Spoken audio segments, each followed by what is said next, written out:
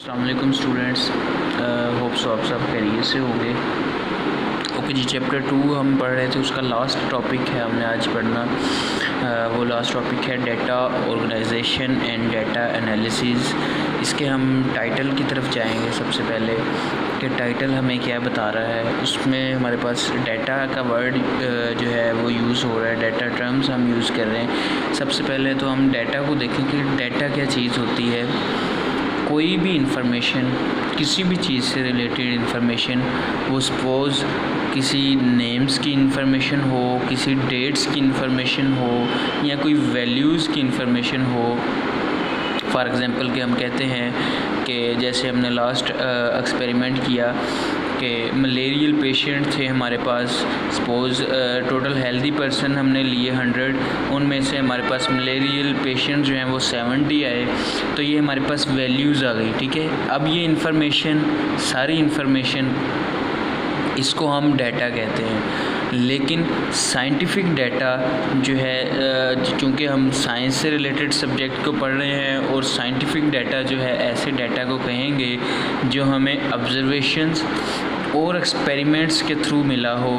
ऐसे यहाँ पर हम जो डाटा की बात कर रहे हैं वो हम ये डाटा बात कर रहे हैं साइंटिफिक डाटा, जो हम ऑब्जर्वेशंस मीन्स किसी चीज़ का मुशाहदा करके तो और किसी चीज़ को एक्सपेरिमेंट से गुजार के उसमें से जो हमें नॉलेज मिलता है, जो इन्फॉर्मेशन मिलती है, उसको हम डाटा कहेंगे, ठीक है जी। अगर हम इसको डिफ़ाइन करें तो हम ऐसे कर सकते हैं, data can be defined as information such as names, dates और values made from observations and experimentations.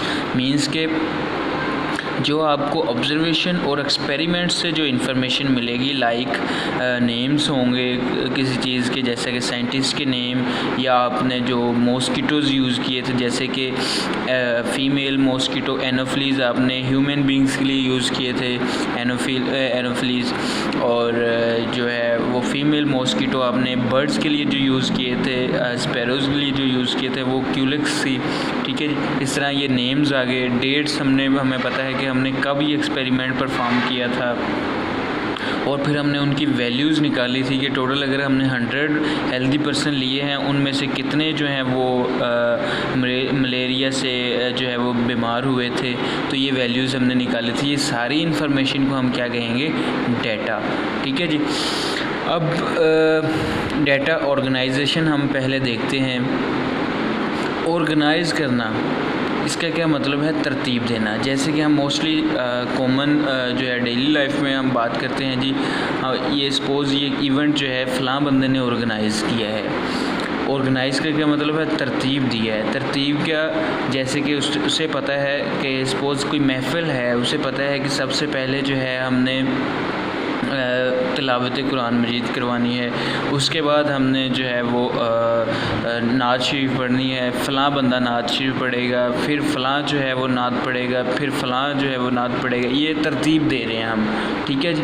फिर उसके बाद जो हमने जिनको ख़ताब करने के लिए बुलाया होगा तो वो ख़ताब करेंगे। इस तरह ये सारा क्या हमने किया हुआ है, किसी इवेंट को ऑर्गेनाइज़ किया है। सिमिलरली हम ऑर्गेनाइजेशन की ऑर्गेनाइज़ करने की एग्जांपल और ले लेते हैं कि जैसे आपकी कोई सेफ़ है, कबर्ड है आपकी, आप उसमें अपने डिफरेंट जो है वो कह लें कि कपड़ों को, आप अपने यूनिफॉर्म को ऑर्गेनाइज़ करके रखते हैं। डेली पहनने वाले जो आपके कपड़े हैं उनको आप एक अलग साइड पे रख देते हैं, आपको पता होता है कि ये डेली पहनने वाले हैं। उसके बाद जो आप किसी पार्टी पे पहनने वाले हैं उनको अलग से, और आप एक कह लें कि साइड पे रख देते हैं। ये आप सारे क्या कर रहे हैं, अपने कपड़ों को ऑर्गेनाइज़ कर रहे हैं। जूतों का आपको पता है कि आपने जूते यहाँ पर रखे हैं। सिमिलरली अगर हम देखें लाइब्रेरी में, तो हमें पता होता है कि साइंस सेक्शन ये वाला साइड है। मैथमेटिक्स, अगर आपने मैथ्स के से रिलेटेड कोई बुक पढ़नी है तो उसके लिए ये वाली जो है कबर्ड बनाई गई है। अगर आपने जो है आर्ट्स से रिलेटेड कोई सब्जेक्ट पढ़ना है, इंग्लिश पढ़ना है, उर्दू के बारे में पढ़ना है, इस्लामियत के बारे में पढ़ना है। इस्लामियत में फ़र्दर हम देखते हैं कि अगर आपने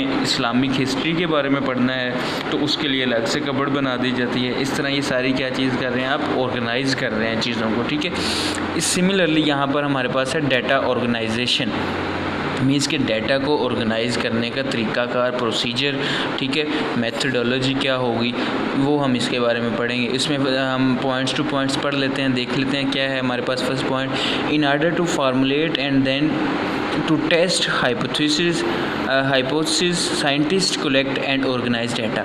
अच्छा, क्वेश्चन यहाँ पर ये आ सकता है आपको कि हम डाटा ऑर्गेनाइज क्यों करते हैं, तो इसका आंसर हम ये दे सकते हैं कि किसी भी हाइपोथेसिस को टेस्ट करने के लिए या जो है उसको जब साइंटिस्ट या टेस्ट करने के बाद जो साइंटिस्ट डाटा या इंफॉर्मेशन इकट्ठी करते हैं उसको ऑर्गेनाइज करते हैं, तो इसे करना पड़ता है, ठीक है। या कोई हाइपोथेसिस बनाने के लिए जो हमारे पास ऑब्जर्वेशन से डाटा मिला हुआ है, हाइपोथेसिस बनाने के लिए उसको हम जो है वो डाटा उसके लिए ऑर्गेनाइज़ करना पड़ता है, और उसके बाद जो हमने एक्सपेरिमेंट कर लिया है उसके बाद हमने रिज़ल्ट देना है, उस रिज़ल्ट को डिलीवर करने के लिए, समराइज़ करने के लिए हमें फिर से डाटा ऑर्गेनाइज़ करना पड़ता है, ठीक है जी। नेक्स्ट सेकंड है, prior to conducting experiments it's important for scientist to describe data collection method, ठीक है। प्रायर टू कंडक्टिंग एक्सपेरिमेंट्स, के एक्सपेरिमेंट्स करने से पहले कि साइंटिस्ट के लिए ये ज़रूरी है कि वो बताए कि डाटा किस तरह कलेक्ट किया गया है। इसकी हम एक कॉमन एग्जांपल लेते हैं कि सपोज़ मैं किसी बंदे को एक्सपेरिमेंट देता हूँ कि ये हमारे पास बुक्स पढ़, दो बंदे हैं हमारे पास, मैं उनको कहता हूँ कि आप में से ये हम तजर्बा करेंगे कि ये फ़लाँ बंदा जो है ये जल्दी बुक्स जो है वो ढूंढ के ले आएगा या ये बंदा ढूंढ के ले आएगा, ठीक है। एक को हम जो है वो मेथड दे देते हैं, उसे बता देते हैं कि ये जो मेथड है मैंने इस तरह ये बुक्स को अरेंज किया है। सबसे पहले मैंने इस्लामियत की रखी है, उसके बाद मैंने जो है वो उर्दू की रखे हुए हैं, उसके बाद मैंने जो है वो इंग्लिश की रखी है। इस तरह ये मैंने उसको मेथड बता दिए कि इस मेथड से रखी है, लेकिन दूसरे बंदे को मैंने ये मेथड नहीं बताया कि हमने बुक्स को किस तरह अरेंज किया है, ठीक है। तो डिफ़िकल्टी किसके लिए आएगी कि जिसको हमने मेथड नहीं बताया। इसलिए कोई भी आपने जो है वो एक्सपेरिमेंट करने से पहले हमें मेथड का पता होना चाहिए कि हमने किस मेथड के साथ डाटा को अरेंज किया है, किस मेथड के साथ हमने डाटा को कलेक्ट किया है, ठीक है जी। वो मेथड हमें बताना पड़ेगा। फॉर एग्ज़ाम्पल इसमें साइंस से रिलेटेड हम बात कर लेते हैं मेथड की, कि उसमें मेथड हम क्या बताएंगे कि हमने सपोज़ जो है वो ग्राफ्स से रिलेटेड हमने जो है वो डाटा लिया हुआ है, ग्राफ्स के साथ बताया है। सपोज़ ये हमारे पास है बार चार्ट है एक, ठीक है, ये हमने चार्ट के साथ बताया है कि जो हेल्दी हमारे पास पर्सन थे वो सपोज़ हमने ग्राफ चार्ट एक बार के साथ बता दिया जिसकी हाइट थी सपोज़ 100, ठीक है। उसमें से जो हमारे पास मलेरियल पेशेंट हम लेंगे वो सपोज़ हमने दूसरे बार के साथ, बार चार्ट जिसे हम कहते हैं, उसके साथ बता दिया कि वो सपोज़ आए हैं 70, ठीक है। इस तरह हम ये मेथड्स बताएंगे कि किस मेथड के साथ हमने डाटा को अरेंज किया है, किस मेथड के साथ हमने डाटा को कलेक्ट किया है, ठीक है जी। इसी तरह अब ये क्यों मेथड बताना ज़रूरी है, it ensures the quality of experiment, means कि ये आपकी एक्सपेरिमेंट को जो है वो अच्छा बना देगा, आपको ज़्यादा मेहनत नहीं करनी पड़ेगी, आपके एक्सपेरिमेंट की क्वालिटी आप जो है वो ज़्यादा अच्छे से परफॉर्म कर सकेंगे अपने एक्सपेरिमेंट को, ठीक है। नेक्स्ट है point, data is organised in different formats like, हम अब क्वेश्चन यहाँ पर ये आ सकता है कि आप किस तरह जो है किस मेथड से किस फॉर्मेट में डाटा जो है ऑर्गेनाइज़ कर सकते हैं। उनमें हमारे पास डिफरेंट फॉर्मेट्स हैं डाटा को जो है वो ऑर्गेनाइज़ करने की, वो है ग्राफ्स की शक्ल में हम कर सकते हैं, टेबल्स बना सकते हैं, ठीक है, फ्लो चार्ट्स बना सकते हैं, मैप्स बना सकते हैं, डायग्राम्स दे सकते हैं, ठीक है। सपोज़ जैसे ये हमने एक ग्राफ बनाया, उसके बाद टेबल्स हम बना सकते हैं कि हमारे पास ये सपोज़ एक टेबल है, ठीक है, इसको हम देखते हैं कि ये हाफ़ जो है हमारे पास इसमें से ये 100 हमारे पास हेल्दी पर्सन थे, और इसमें से जो है वो हाफ़ कह लेंगे, टोटल हमारे पास 100 जो हैं वो हेल्दी पर्सन थे, उनमें से हाफ़ जो है 50 जो है नॉन इन्फेक्टेड हैं और 50 जो हैं इन्फेक्टेड पेशेंट्स हैं, ठीक है जी। ये हम इसके बारे में बताएंगे। अब है नेक्स्ट हमारे पास, इसी तरह हम चार्ट्स की बात करते हैं, फ़्लो चार्ट की बात करते हैं। फ़्लो चार्ट हम बना सकते हैं कि सपोज़ हमने पहले मेथड जैसे लिया कि हमने सबसे पहले ऑब्ज़र्वेशंस की, उसके बाद हमने हाइपोथेसिस बनाए, ठीक है, उसके बाद हमने जो है वो डिडक्शंस की, देन हमने जो है वो एक्सपेरिमेंट्स किया। ये हम फ़्लो चार्ट की शक्ल में बता रहे हैं कि कोई बायोलॉजिकल मेथड है हमारे पास, हमने उसकी कैसे फ़्लो चार्ट इसे कहते हैं। फ़र्स्ट ऑफ़ ऑल ऑब्जर्वेशन आई, देन उसके बाद hypothesis, then deduction, then experiment and then so on, ठीक है जी। ये हमारे पास चार्ट्स आ गए। उसके बाद मैप्स हम बता सकते हैं। सपोज़ जैसे हमारे पास हमने बुक्स हैं, किसी लाइब्रेरी में जाना है, आप यहाँ उसका मैप्स देखना चाह रहे हो, तो मैं आप अगर उस जो है एक्सपेरिमेंट करवाऊँ कि जी फ़लाँ बच्चा जो है वो कौन जो है सबसे पहले बुक्स ढूंढ के लाएगा, तो एक को अगर मैं मैप्स भी बता देता हूँ कि आप जो है वो फ़र्स्ट आप 100 मीटर स्ट्रेट जाएंगे, उसके बाद आप लेफ़्ट टर्न करेंगे, 50 मीटर आप जो है वो लेफ़्ट साइड को जाएंगे, देन आप राइट टर्न करेंगे, ठीक है। फिर उसका मैं बता देता हूँ कि आपने 20 मीटर जो है वो राइट जाना है। उसके बाद जो है फर्स्ट गेट आएगा, डोर आएगा वो लाइब्रेरी का, आपने उसमें एंटर होना है। फ़र्स्ट रो में आप जाओगे, राइट साइड की फ़र्स्ट रो में जाओगे, वहाँ पर जो पहली वाली कबर्ड है उसमें ये पड़ा होगा। ये सारा मैं मैप्स बता रहा हूँ, ठीक है। ये सारा मैप्स जो है इससे रिलेटेड आएगा। ये हम बता सकते हैं। उसमें डायग्राम्स हम बना सकते हैं कि किस तरह की डायग्राम्स हो सकती हैं, ठीक है जी। नेक्स्ट है हमारे पास topic data analysis. Data analysis का मतलब है, यहाँ पर एनालिसिस का मतलब है तज्ज़िया करना उस चीज़ की। सपोज़ हम किसी चीज़ का तज्ज़िया कर रहे हैं, उसके कंपोनेंट्स के बारे में बताना, इन डिटेल एक्सपेरिमेंट्स करना। जैसे कि हम सिंपल ये बात कर सकते हैं कि जैसे सपोज़ तज़िया हमने क्या किया कि रिज़ल्ट आ गया हमारे पास, उसके बाद हमने उस पर तज़िया करना है कि 100 अगर हमारे पास हेल्दी पर्सन थे, उनमें से 50 जो हैं वो 50 जो है वो हमारे पास मलेरियल पेशेंट आए, लेकिन उनमें से जो 20 हैं, 20 में से जो 20 बच गए थे, उनमें से 5% जो हैं उनको कोई और डिज़ीज़ थी। ये हमने सारी तज़िया करके बता दिया, ठीक है जी। ये हमने उसका तज़िया करके बता दिया कि कितने परसेंट जो हैं वो टोटल हमने एक्सपेरिमेंट के लिए लिए थे, उसके बाद कितने जो है वो मलेरियल पेशेंट निकले और कितने को कोई और डिज़ीज़ थी, ठीक है। ये सारा हमने उसको उसके कंपोनेंट्स बता दिए टोटल में से। सिमिलर जैसे कि आपने 9th में केमिस्ट्री का पढ़ा हुआ है, एनालिटिकल केमिस्ट्री। एनालिटिकल केमिस्ट्री में हम क्या पढ़ते हो कि आपके पास कोई ऑब्जेक्ट है, सपोज़ ये मैटर है आपके पास, आप उसके बारे में जो है उसकी एनालिसिस करके बताते हो कि इसमें ये किस किस चीज़ से मिलके बना हुआ है, इसके कंपोनेंट्स कौन कौन से हैं। ये सारी क्या कर रहे हो आप, एनालिसिस कर रहे हैं, ठीक है जी। अब यहाँ पर डाटा एनालिसिस में हम इसके स्टेप्स देख लेते हैं, पॉइंट्स देखते हैं। Data analysis is done through the application of statistical methods. Data analysis हम कैसे कर सकते हैं, स्टैटिस्टिकल मेथड्स के साथ। अब स्टैटिस्टिकल मेथड्स हम कौन कौन से हमारे पास हैं, रेशो है और प्रोपोर्शन है, ठीक है जी। रेशो और प्रोपोर्शनल जो है वो दोनों ही स्टैटिस्टिकल मेथड हैं। स्टैटिस्टिक्स बच्चे एक हमारे पास सब्जेक्ट है, उस सब्जेक्ट में हम ये पढ़ते हैं। जैसे कि आप इसके फर्दर और भी मेथड्स हैं काफ़ी सारे स्टैटिक्स के, जैसे मीन, मीडियन, मॉड, एवरेज, ये सारे जो हैं ये स्टैटिक्स के मेथड हैं। और इसमें रेशो और प्रोपोर्शन में हम जो है यहाँ पर यूज़ करेंगे। और it is necessary to prove or disprove a hypothesis by experimentation, ठीक है। अब इसको एनालिसिस क्यों ज़रूरी है, ताकि हम बता सकें कि हमारा जो हाइपोथेसिस हमने ली थी एक्सपेरिमेंट करके, एक्सपेरिमेंट हमने कर लिया, उसके बाद हम बता सकें कि हमारी जो हाइपोथेसिस है वो प्रूव हुई है या फिर डिसप्रूव हुई है। फॉर एग्ज़ाम्पल जैसे कि हमने कहा कि जो प्लाज्मोडियम है वो काज है मलेरिया का, तो हमने फिर ये कहा था कि अगर तो ये प्लाज्मोडियम ही काज है तो फिर ब्लड में शामिल होना चाहिए प्लाज्मोडियम। जो मलेरियल पेशेंट होगा उसके ब्लड में प्लाज्मोडियम शामिल होना। फिर हमने जो 100 हेल्दी पर्सन लिए, उनके ब्लड में जो है 70 जो थे लोग, उनके ब्लड में प्लाज्मोडियम पाया गया, ठीक है। ये हमने एनालिसिस करके बताया स्टैटिस्टिक्स के मेथड्स को यूज़ करते हुए कि रेशो बताई हमने कि 70 आउट ऑफ 100 जो है वो हमारे पास मलेरियल पेशेंट आए। ठीक है जी।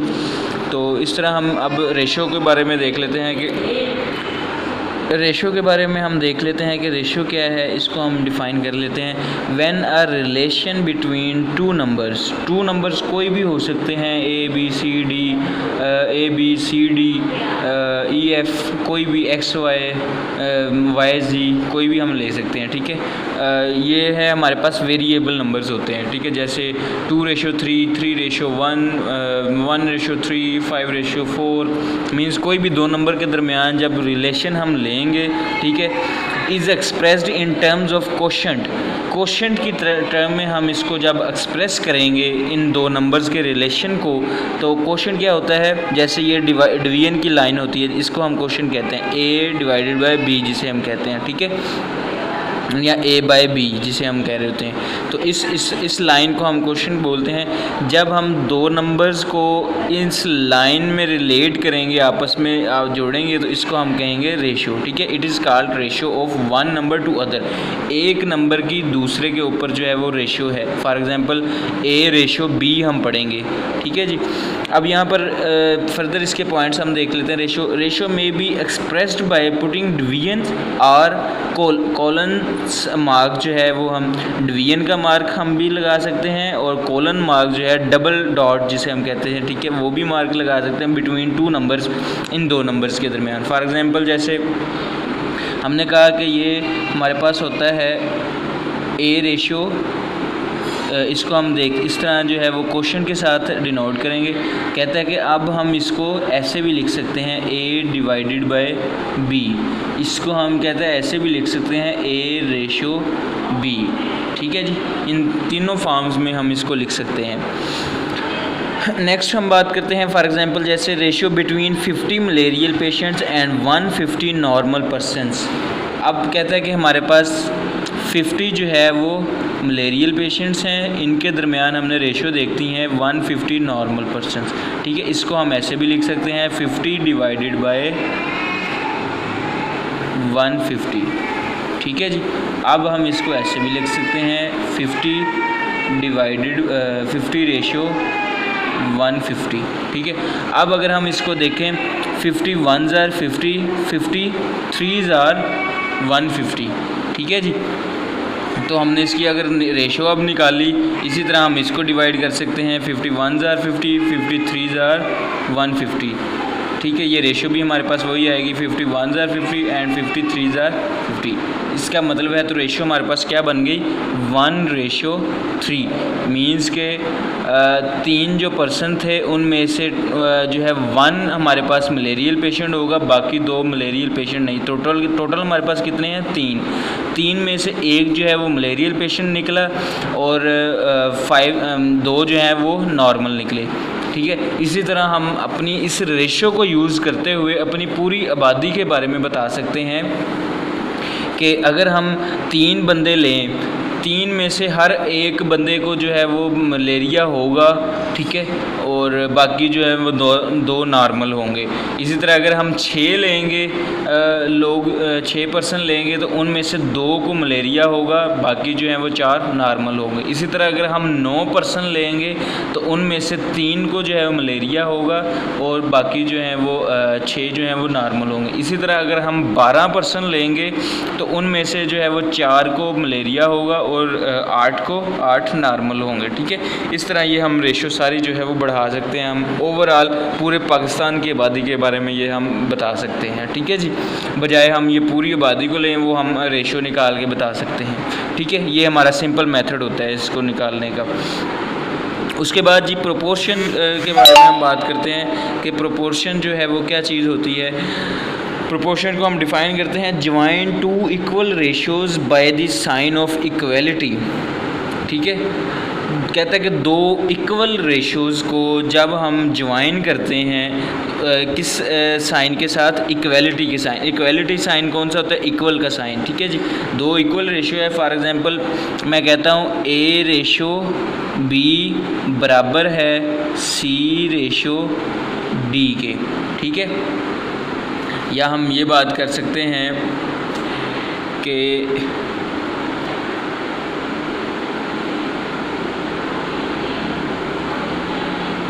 10:5 बराबर है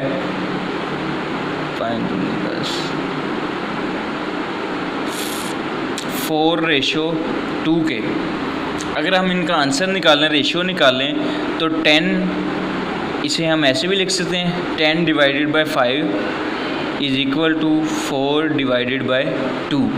ठीक है, इसको हम डिवाइड करें कितना आएगा, 5 2 ज़ा 10, 2 आंसर आया। इसको हम डिवाइड करें 5 2 ज़ा 4 तो 2 आंसर आया। ठीक है, तो हमारे पास क्या आंसर आ गया, 2 इज़ इक्वल टू 2। ठीक है, बिल्कुल ठीक है, 2 बराबर होता है, 2 भी बराबर होगा। हम ऐसे तो नहीं ना कहेंगे 2 बराबर है 3 के, नहीं, ये गलत हो जाएगा। ठीक है, ये अब हमारे पास 2 इक्वल रेशियो हैं। फॉर एग्ज़ाम्पल कि टोटल में से हाफ़, यहाँ पर भी टोटल में से हाफ़। ठीक है, ये हमने इक्वल रेशियो ली हुई है। ये भी वही बात है, ये भी वही बात है। इनको जब हम इक्वलिटी साइन के साथ हम एक्सप्रेस करते हैं तो इसको हम कहते हैं प्रोपोर्शन। 2 इक्वल रेशियोज़ को, ये एक रेशियो है, ये दूसरी रेशियो है, इन दोनों इक्वल रेशियोज़ ये दोनों बराबर भी हैं आपस में। जब हम इनको इक्वलिटी साइन के साथ एक्सप्रेस करते हैं तो उसको हम क्या कहते हैं, प्रोपोर्शन। ठीक है जी। अब जैसे कि एग्जांपल है हमारे पास A/B is equal to C/D is proportion between 2 ratios. It also भी एक्सप्रेस्ड एज, हम इसको इक्वल की जगह जो है वो ऐसे भी एक्सप्रेस कर सकते हैं, A/B 4 डॉट्स। ठीक है, 4 डॉट, जिसको हम प्रोपोर्शनल साइन कहते हैं, और C/D हम इस तरह भी इसको एक्सप्रेस कर सकते हैं। ठीक है जी। उसके बाद हम बात करते हैं नेक्स्ट, इसकी एग्जांपल हम देखते हैं एक कि इसकी प्रोपोर्शनल की एग्जांपल क्या लेते हैं। For example, biologist can calculate how many birds will get malaria when he allows infected mosquitoes to bite 100 healthy sparrows. कहता है कि बायोलॉजिस्ट कैलकुलेट करना चाह रहा है कि 100 हेल्दी स्पैरोज़ थी उसके पास। ठीक है, और जब उसने मलेरिया मॉस्किटो को, इन्फेक्टेड मॉस्किटो जिसके अंदर प्लाज्मोडियम था, जब उसको जो है वो बाइट करने दिया 100 हेल्दी स्पैरोज़ को, तो वो देखेगा, एग्जामिन करेगा कि कितनी को जो है वो मलेरिया हुआ, कितने बर्ड्स को जो है वो मलेरिया हुआ। ठीक है, वो कैलकुलेट करना चाहता है इस चीज़ को, अब 100 को। ठीक है, लेकिन उसने पिछले अपने एक्सपेरिमेंट में ये देखा था कि जब उसने 20 स्पैरोज़ ली थी तो उनमें से 14 को जो है वो मलेरिया हो गया था। ठीक है, पहली उसके पास रेशो क्या है कि 14:20 मीन्स कि 14 को मलेरिया हो गया था, कितने में से, 20 में से।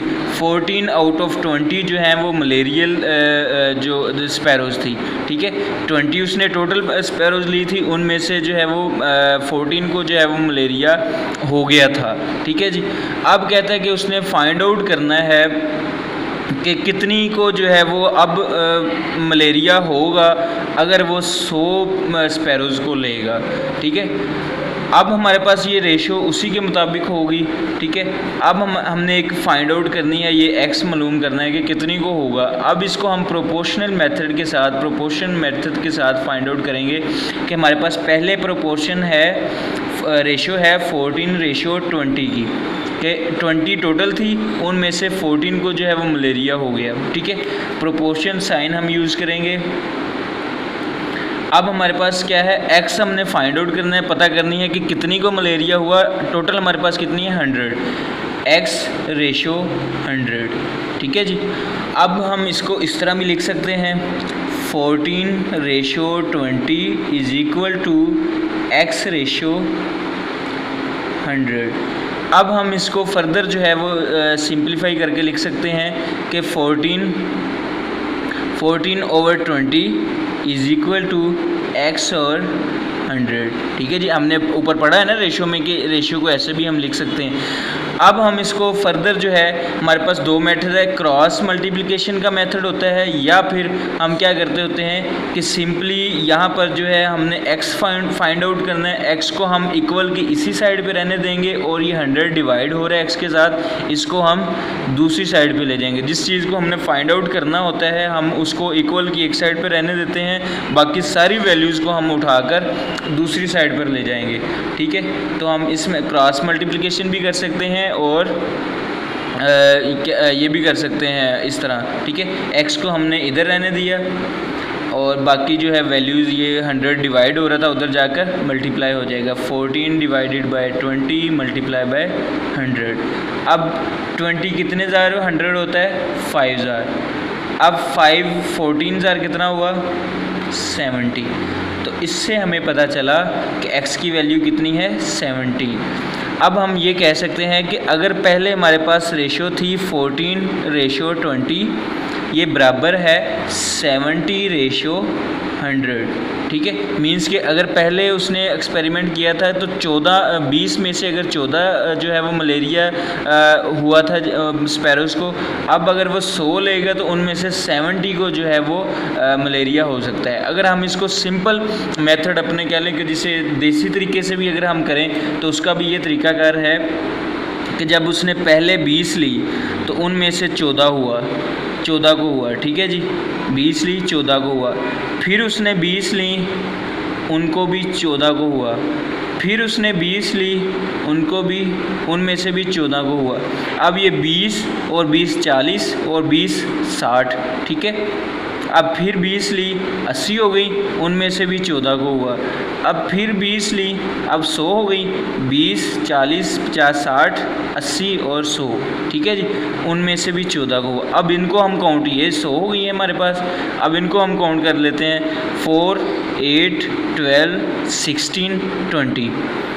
0 लगा और 2 हमने जो है वो कैरी किया। 2 + 1 3 4 5 6 7 70।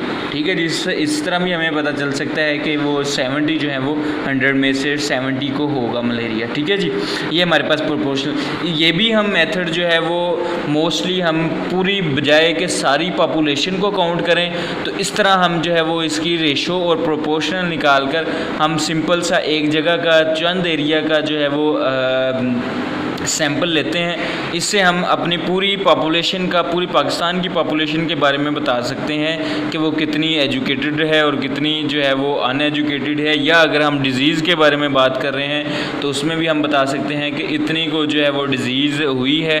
जैसे कि हम आजकल कोरोना की डिज़ीज़ की वजह से हम बता रहे हैं, मोस्टली आप देखते हैं कि डॉक्टर्स बता रहे हैं कि आने वाले दिनों में या जो हमारे पूरे हालांकि अभी टेस्टिंग तो उतनी हो नहीं रही, लेकिन वो बता रहे हैं कि जी टेस्टिंग वो किस तरह बता रहे हैं, वो इसी स्टैटिस्टिकल मेथड को यूज़ करते हुए, रेशियो प्रोपोर्शनल को यूज़ करते हुए कि हमें अगर जो है आज हमारे पास हमने 1000 टेस्टिंग की है, उनमें से सपोज़ 100 को जो है वो कोरोना का प्रॉब्लम आ रहा है, तो कल तक हम जो है वो 2000 कर लेंगे टेस्टिंग और उनमें से कितने पेशेंट को होगा, फिर 200 को होगा। ठीक है, इस तरह जो है वो टेस्टिंग के बारे में बता के तो आपकी वो ओवरऑल पॉपुलेशन के बारे में बता रहे हैं कि ये कोरोना जो है इस हद तक इन्फेक्टेड कर रहा है। ये एवरेज आपको हर डेली ऑलमोस्ट वो बता रहे होते हैं, इसी बेस पे बता रहे होते हैं ये स्टैटिस्टिकल मेथड को यूज़ करके।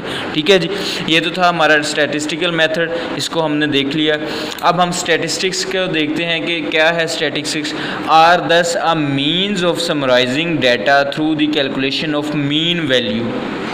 ठीक है, स्टैटिस्टिकल एक कह लेंगे मीन्स है, एक तरीका है किस चीज़ के लिए, समराइजिंग डाटा, डाटा को समराइज़ करने के लिए, डाटा को ऑर्गेनाइज करने के लिए, डाटा को जांच पड़ताल करने के लिए, through the calculation of mean value. Mean value की कैलकुलेशन करके हम टोटल वैल्यू जो है उसकी मीन निकाल के, एवरेज निकाल के वो हम बता सकते हैं कि जो ये जो भी जिससे रिलेटेड हम बताना चाह रहे हैं वो हम बता सकते हैं। ठीक है जी, अच्छा जी, अब ये कहते हैं कि this step is very important as it transforms raw data into information which use to summarise result. ठीक है, जिस तरह हमारे पास ये रॉ डाटा था पहले, कि टोटल 100 थी, 14 जो है वो मलेरियल निकल, सपोज़ 70 जो है उनमें से मलेरिया निकल आए, लेकिन वो हमारे पास रॉ डाटा था, उसको हमने इस मीन्स के साथ, इस मेथड के साथ जो है वो स्टैटिस्टिक्स के साथ निकाला और इसको हमने एक इंफॉर्मेशन की शक्ल दी और इंफॉर्मेशन की शक्ल देकर हमने अपना रिज़ल्ट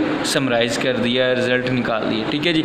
इसी तरह मैथमेटिक्स एक टॉपिक है हमारे पास, mathematics as integral part of scientific process, means कि जितने भी हमारे पास साइंटिफिक प्रोसेस हैं उनमें मैथमेटिक्स हमेशा यूज़ होगा। मैथमेटिक्स का जो काम है बहुत ज़्यादा है आलमोस्ट साइंटिफिक प्रोसेस के रिलेटेड।